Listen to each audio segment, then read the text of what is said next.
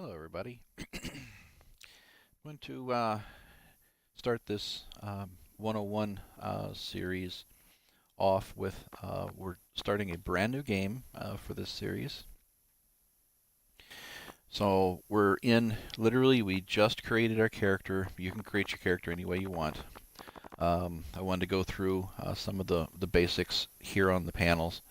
This is for the Xbox One. However, the general playstyle and everything is going to be exactly the same for the PC.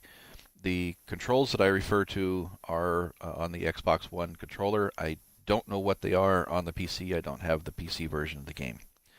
So to get into your inventory, you can either press B or Y. It opens up different tabs. To change tabs at the top, as you can see me going across, I'm using the triggers left and right. This first one is the inventory, and it offers a bit of confusion for some new players. You see 3 rows here, 2 of which are grayed out, or kind of beiged out, as it will. You cannot access any but the first row until later in the game when you purchase a backpack upgrade. Once you purchase a backpack upgrade, you unlock the second row below this one. I can't mouse over it, unfortunately, because on the Xbox it locks your mouse pointer into specific places. So you'll be able to unlock the second and third row with backpack upgrades, which cost gold, and we do not have sufficient funds at the beginning of the game to do so. The next tab shows your skills starting out here. Brand new game, of course. They're all at 0. And each one governs a particular type of activity in Stardew Valley. Farming, you level this up by harvesting crops. Now you have to harvest the crops to gain the experience. It's not when you sell them, it's not when you grow them, it's when you actually harvest them.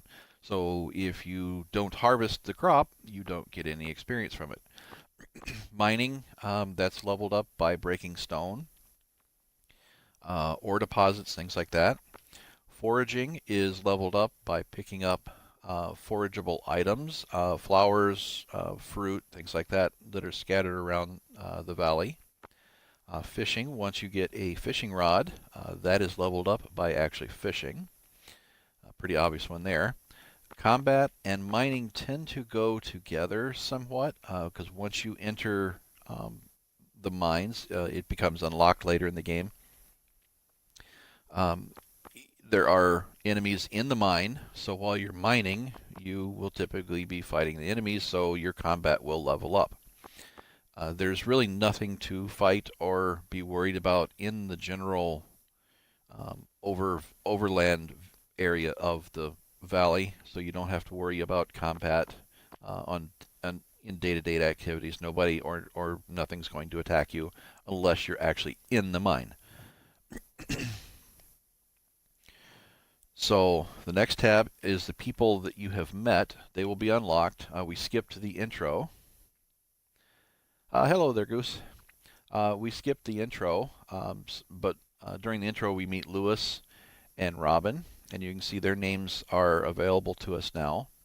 And there are 2 boxes on the right over there. Those represent the amount of gifts that you have given that person during the current game week. And for the purposes of the week, it runs through from Sunday through the week until Saturday. So you have 2 gifts, up to 2 gifts per week per person, and only 1 gift per day. And you'll get little tick marks in there when you give a gift. The next tab over is the map. Early on, this will be handy for figuring out if someone tells you you need to go someplace or into some building. You can use your sticks and move around and find names of buildings. There are areas which give you question marks like this. They are currently locked in the game. You can't enter these areas until certain events occur, which allow you in, and then you will have names here. Later in the game, once you become familiar with where things are, I find the map not very helpful anymore. The only thing I wanted to point out, if you notice, I've kind of got a purple head there, that's me. That will show you where on the map you are. And right now we're in our farm. Yes, yes, recording for later. Um, the position of the head will move as you move around the valley. So if you're lost, you don't know where you are, just pull up on your map, and that will show you the head and where you are. Your manufacturing panel here shows things that you can make if you have materials for them.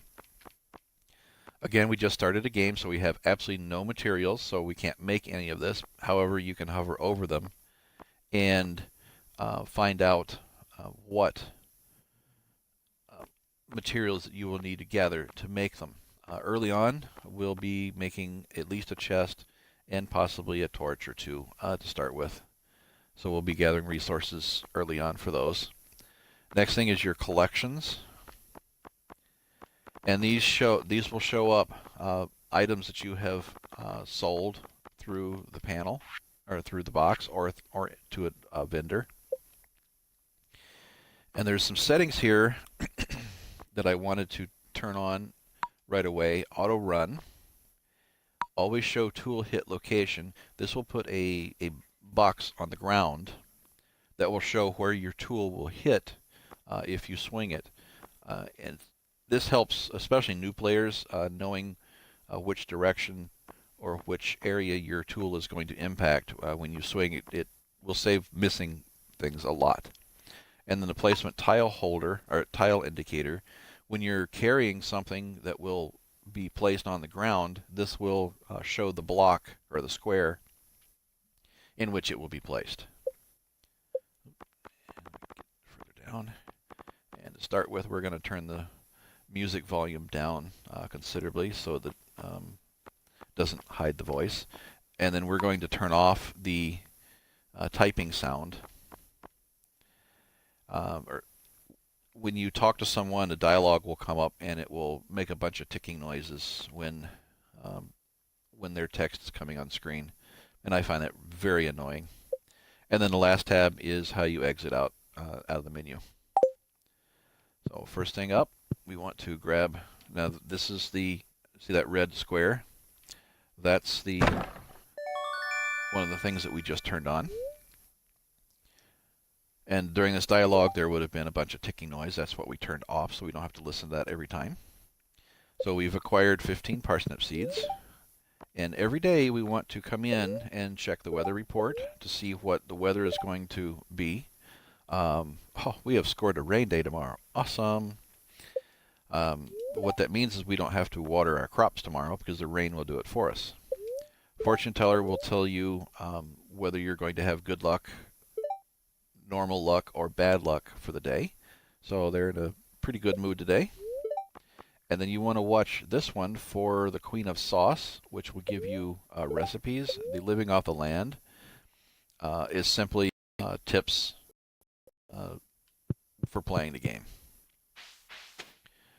So here's our first view of our farm. It is quite the disaster to start with. So we're going to focus on cleaning up a small area right here and getting some seeds in. So we're going to use our scythe. And we're taking out these weeds here.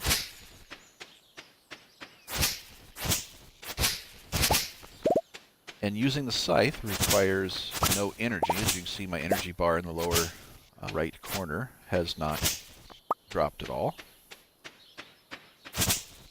Got a good area here to work with.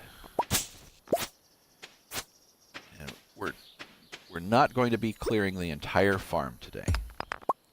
You just don't have the energy to do so.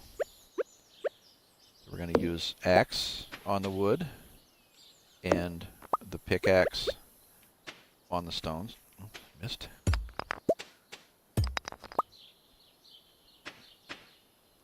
And show you something with the trees once we get a little area cleared here.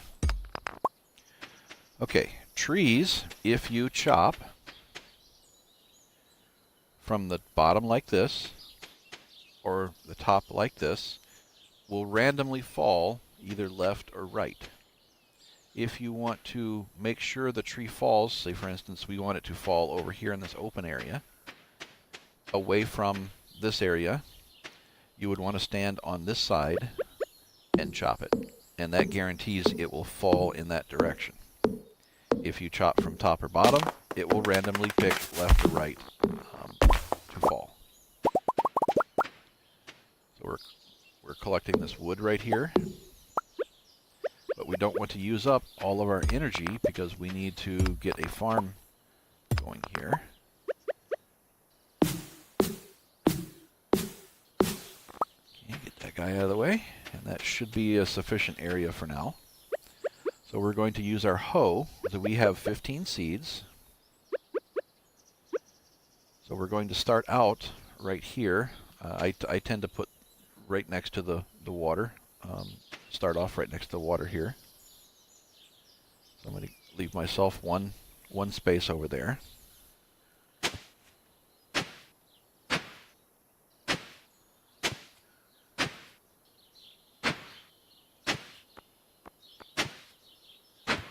Okay, that's 10 tall.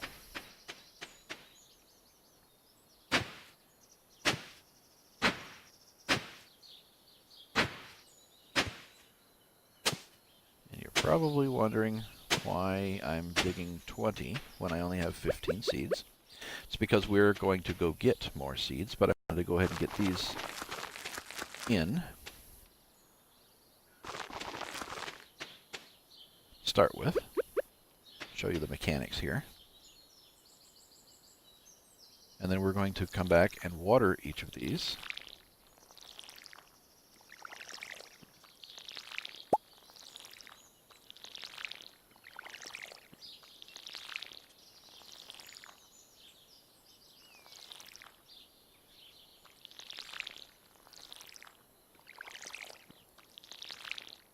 And there we go. So we got our first crops in. It's not even noon yet. One tip, if you're in a menu like this, time is not passing in the game. So anytime you want to pause the game, just simply open up your inventory. So we're going to stop the stream here, and we'll pick it up with the next stage, so I can break it up into pieces so people can watch individual pieces.